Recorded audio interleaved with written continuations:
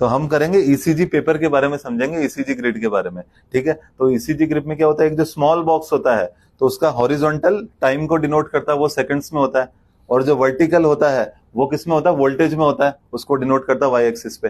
तो अब अगर जो हॉरिजॉन्टल हम देखते हैं तो स्मॉल बॉक्स का 0.04 सेकंड का होता है, और लार्ज बॉक्स आएगा तो वो हो जाएगा 0.2 सेकंड का हो जाएगा, ठीक है। उसमें 5 लार्ज बॉक्स तो 1 सेकंड के हो जाएंगे, 10 लार्ज बॉक्स 2 सेकंड के हो जाएंगे, और 15 लार्ज बॉक्स हो जाएंगे 3 सेकंड के हो जाएंगे, ठीक है। और वर्टिकली हम क्या देखते हैं वाई एक्सिस पे, एक स्मॉल बॉक्स है वो 1 mm का होता है, तो एक लार्ज बॉक्स होगा 5 mm का, और 2 लार्ज बॉक्स होंगे हमारे 10 mm के, और 10 mm is equal to 1 millivolt होता है।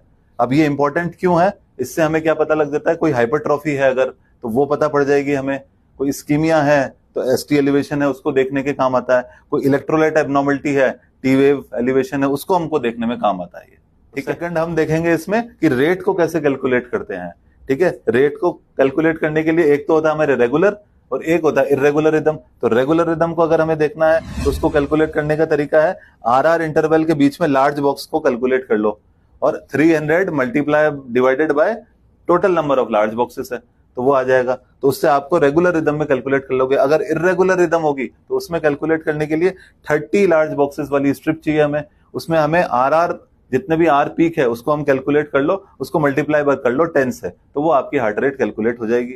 और इसका क्या इंपॉर्टेंस है, बेसिकली ब्रेडिकार्डिया और टेकिकार्डिया में इंपॉर्टेंस है, और एट्रियल फिब्रिलेशन है उसमें इंपॉर्टेंट है, उसमें आप रेट कैलकुलेट कर सकते हो। थर्ड है हमारे पास में एक्सिस को देखना। तो एक्सिस कौन कौन से होते हैं, एक तो नॉर्मल एक्सिस होता है, एक लेफ्ट एक्सिस डेविएशन होता है, एक राइट एक्सिस डेविएशन होता है, ठीक है। तो इसमें फॉर्मूला इसमें क्या निमोनिक होता है, इसमें आप दोनों थंब को ले लो, एक तो ये लीड 1 हो गई और ये हो गया लीड एवीएफ हो गया। तो 1 और एवीएफ अगर ये दोनों पॉजिटिव है तो इसका मतलब नॉर्मल एक्सिस है, ठीक है। अब लीड 1 आपकी पॉजिटिव है और एवीएफ है वो नेगेटिव है, तो दोनों क्या कर रहे हैं, एक दूसरे से लीव कर रहे हैं, तो लेफ्ट एक्सिस डेविएशन हो गया। और अगर 1 अगर आपका डाउनवर्ड यानी नेगेटिव है और एवीएफ आपका पॉजिटिव है तो इसका मतलब दोनों रीच कर रहे हैं, तो राइट एक्सिस डेविएशन हो गया। तो राइट एक्सिस डेविएशन का निमोनिक क्या है, रेल्फ है, RALPH है।